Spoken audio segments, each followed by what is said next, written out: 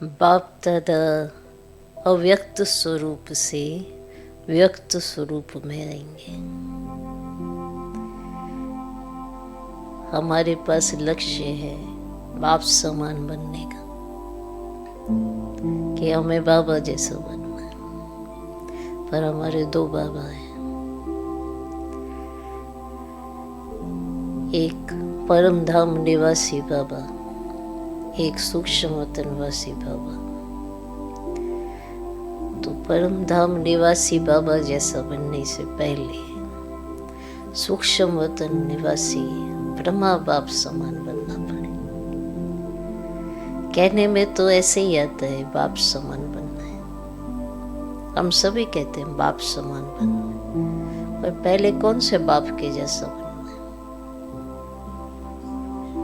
पहले ब्रह्मा बाप जैसा बनना है, फिर शिव बाबा जैसा बनना है। अभी हम साकारी दुनिया में हैं, फिर सूक्ष्म वतन आता है, फिर परम धाम आता है। हमको जाना घर है, पर वापस भी तो आना है। घर जाना है, घर को टच करके फिर वापस आना है। घर में रहना नहीं है, क्योंकि आत्मा का पाठ यही है, उसे पाठ बजाना है। तो अभी हमें पहले किसके समान बनना है? ब्रह्मा बाप समान बनना है। जनवरी मास है, तो जनवरी मास में हमको अव्यक्त होने का पाठ बाबा ने पढ़ाया। बाबा 18 जनवरी को अव्यक्त हो गए, व्यक्त से अव्यक्त हो गए। माना हम पहले तो हमारी जैसी देह में ही थे, फिर अव्यक्त हो गए, पर अव्यक्त होकर परम धाम निवासी नहीं बने। परम धाम गए ही नहीं, ना नया चोला लिया, संपूर्ण अवस्था को प्राप्त किया, पर नया चोला नहीं लिया। इतने वर्षों तक बाबा सूक्ष्म वतन निवासी है, ब्रह्मा बाबा। शिव बाबा तो परम धाम निवासी है, और ब्रह्मा बाबा सूक्ष्म वतन निवासी है, और हम सब अभी साकार वतन में हैं। हम अभी नहीं गए हैं सूक्ष्म वतन में। इंतजार तो आप ही की हो रही होगी, क्योंकि बाबा तो संपूर्ण है। ब्रह्मा बाबा ही संपूर्ण अवस्था को प्राप्त किया हुआ सूक्ष्म वतन में बैठा है। ये ऐसी जादूगरी है कि ब्रह्मा बाबा को साथ लिए शिव बाबा आज भी नीचे आते हैं। जादू ही है। व्यक्त तन में थे तो शिव बाबा ब्रह्मा तन में आते थे। अव्यक्त ब्रह्मा हुए, फिर शिव बाबा अव्यक्त ब्रह्मा को लेकर दादी के तन में है। और आज भी बाबा साकार की पालना देता, और मम्मा सेवा में रहती थी। मम्मा जास्ती मधुबन में नहीं रहती थी, जास्ती जब सेवा का पाठ चला तो बहुत सेवा के लिए ही मम्मा को कभी इधर जाना होता था। जैसे आजकल देखते हो ना, दादियों को इनवाइट करते तो जाना पड़ता। उस समय तो अगर कहीं गए भी हैं तो थोड़े समय रुक कर ही आना होता है ना। अभी तो बहुत फैसिलिटीज़ हो गई है। अगर आज प्लेन में बैठो तो कल वहाँ, परसों वहाँ, परसों वहाँ, ऐसे होता ना। तो उस समय ऐसा नहीं होता था। अगर गए तो 15-20 दिन तो एक स्थान पर रह के थोड़ा सेवाएं दे के तभी आना होता। जैसे आज भी मधुबन घर में ये है कि अगर कोई बड़ी बहन या कोई आएगा तो कम से कम 15 दिन तो वहाँ सेवाएं देगा, फिर आगे बढ़ेगा। तो बाबा साकार में सबकी पालना करता, मम्मा सेवा में रहती। तो अभी बाबा अव्यक्त हो गया, और ब्रह्मा तो पहले ही अपने आगे के कार्य में जैसा बाबा ने कहा वैसा चलते। तो अभी हमारी सबकी तैयारी कितनी है कि आगे का कार्य बाबा कर सके, क्योंकि पहले तो ब्रह्मा बाप समान बनना होगा।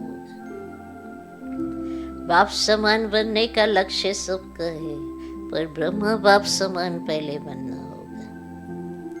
तो जो ब्रह्मा बाप के गुण ना वो अपने में आने से ही, भले 100% तो नहीं आएंगे, ब्रह्मा बाप तो ब्रह्मा बाप है, पर कुछ कुछ तो दिखाई पड़े ना कि बाप ऐसा तो बची कैसी, बाप ऐसा तो बेटा कैसा है, थोड़ा तो दिखाई दे ना। तो देखने में भी आएगा कि जैसे माँ बाप है वैसे ही बच्चे हैं, और बच्चे भी अपने माँ बाप जैसे हैं। तो यही कहना है कि ब्रह्मा बाबा को सामने रखो। ब्रह्मा बाबा को सामने रखेंगे तो कर्म करने में बहुत ही आसानी हो जाएगी, क्योंकि ब्रह्मा बाप ने करके दिखाया है कि कैसे कर्म करना है, कैसे संगठन में रहना है, सबके साथ कैसे व्यवहार में आना है। सबके अनुभव तो है ही है, पर अपने दिल से ब्रह्मा बाप को जानना है ना। तो जब दिल से जान लेते हैं तो वो कैसा होगा इसको बताने की भी जरूरत नहीं होती है कि वो कैसा होगा। दिल जाने ना कि मेरा दिलाराम कैसा है, तो दिल तो जानता है ना। अब जैसे छोटा बच्चा हो क्या कहेगा, अगर माँ बाप उसको दिल का प्यार करेंगे तो क्या कहेगा छोटा बच्चा, हाँ मेरे से बहुत प्यार है, कहेगा ना। तो आपसे भी तो प्यार है ना, ब्रह्मा बाप का प्यार है, सबका है। सभी कहते हैं मेरा है, तो फिर कमी कहाँ है? कमी आ जाती है ना, चेकिंग नहीं करते हैं, और जो चेकिंग करनी है वो तो नहीं करते हैं, कुछ और ही चेकिंग करते रहते हैं, तो कमी तो वही रह जाती है। और जो चेकिंग किया उसमें कभी दिल शिकस्ती आ गई, कभी देह अभिमान आ गया, परिवर्तन नहीं होता है। तो चेकिंग तो करो तो चेंज भी तो करो ना। तो बाबा ने जो समझाया, बाबा ने जो कहा वैसा ही चिंतन लो, क्योंकि बनना कैसा है, ब्रह्मा बाप समान बनना है ना।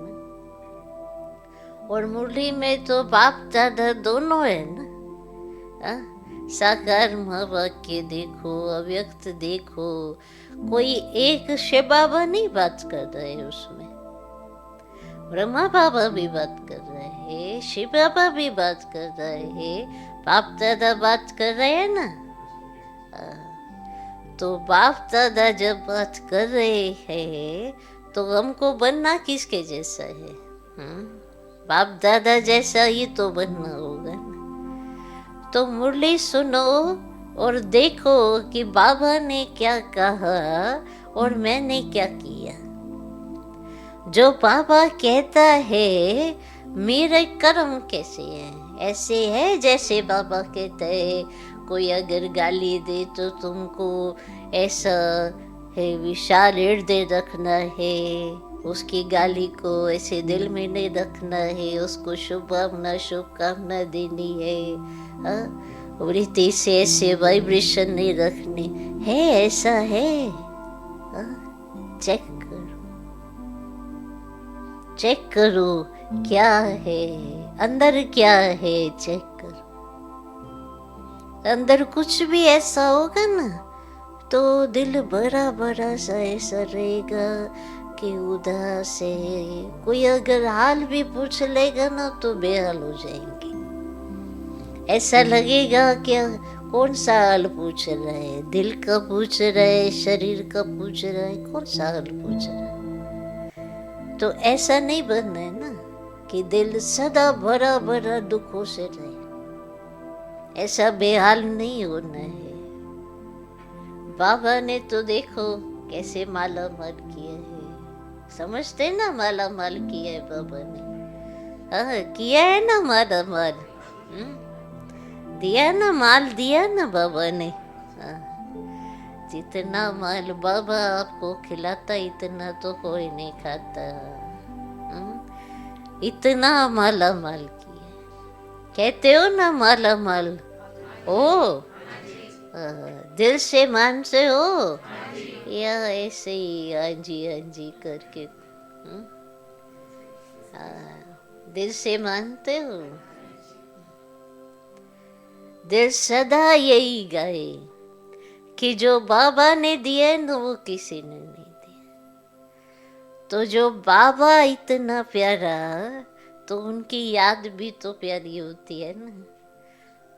तो बाबा जैसा बनना भी सहज है। जो याद में भी बाबा, बात में भी बाबा, बाबा ने क्या कहा, कैसे करना है, वो सब याद है। तो कुछ भी उल्टा तो नहीं होएगा, क्योंकि याद है ना बाबा ने क्या कहे, मेरे बाबा ने क्या कहे, हमारे बाबा या आपके बाबा। आपका बाबा है ना, तो जो बाबा कहे वही करो। समझा? समझते तो अच्छा है, कान भी अच्छा ही लाते। प्रैक्टिस पड़ी है तो जैसे कान दिलाने की, ऐसे करने की प्रैक्टिस हो गई है ना, ऐसे कर्मों से दिखाओ कि मुझको बाबा समान बनने की प्रैक्टिस हो जाए। कोई भी बात आती है, आती तो है ही है, आती तो होगी, संगठन में हो तो बातें तो आएंगी।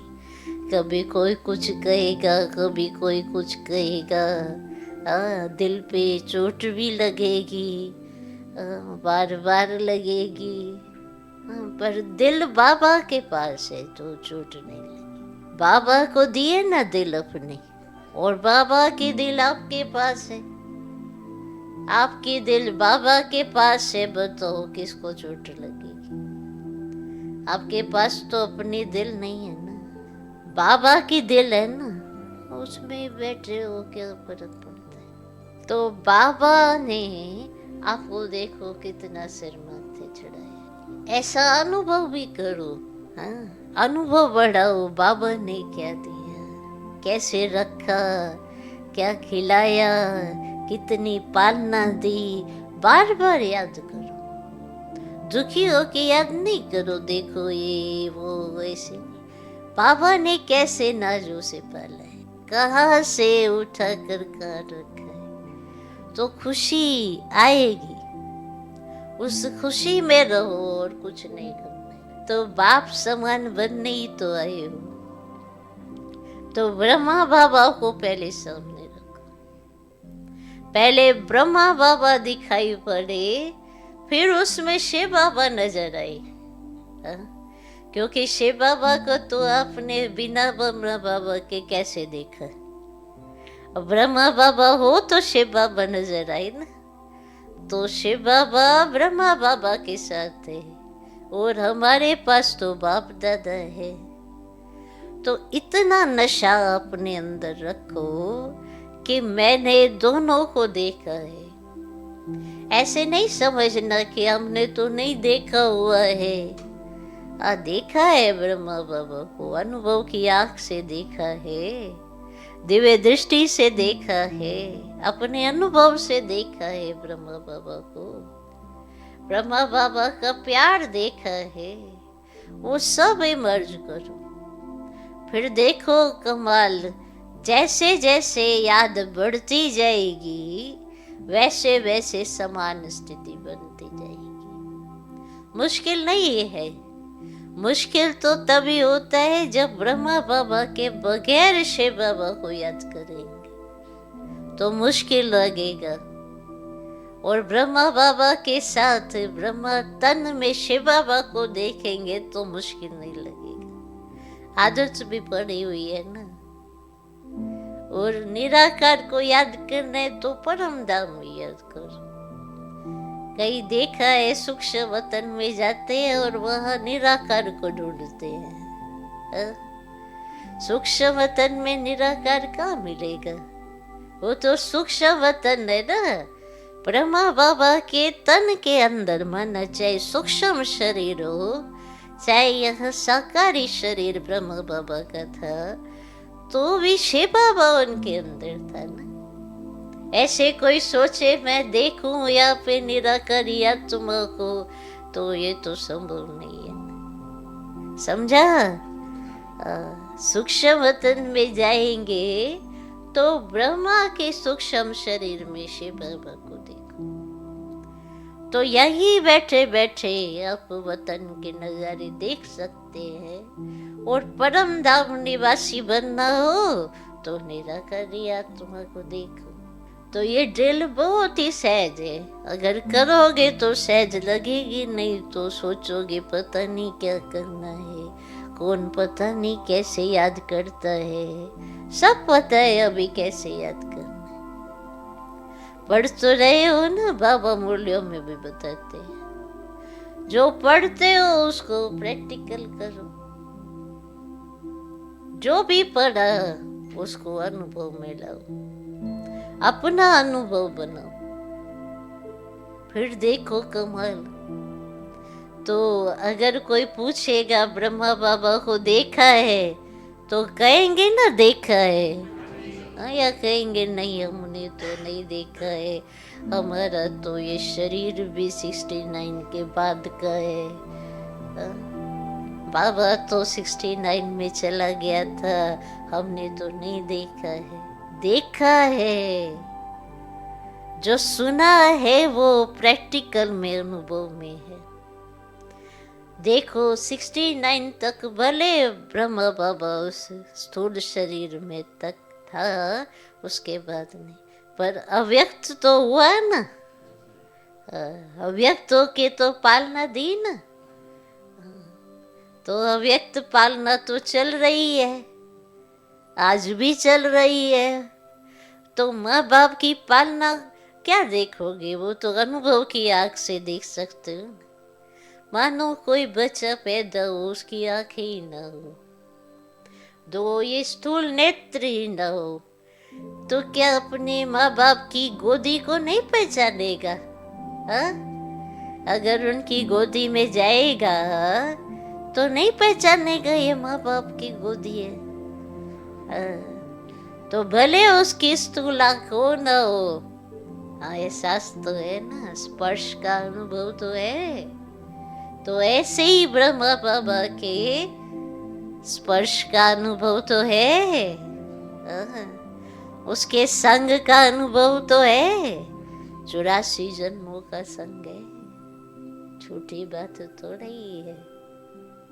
84 जन्म साथ रहे हो, भले इस लास्ट के जन्म में अभी बाबा पहले संपूर्ण हो गए, तो भी अव्यक्त बाप दादा मिलने तो आते हैं ना।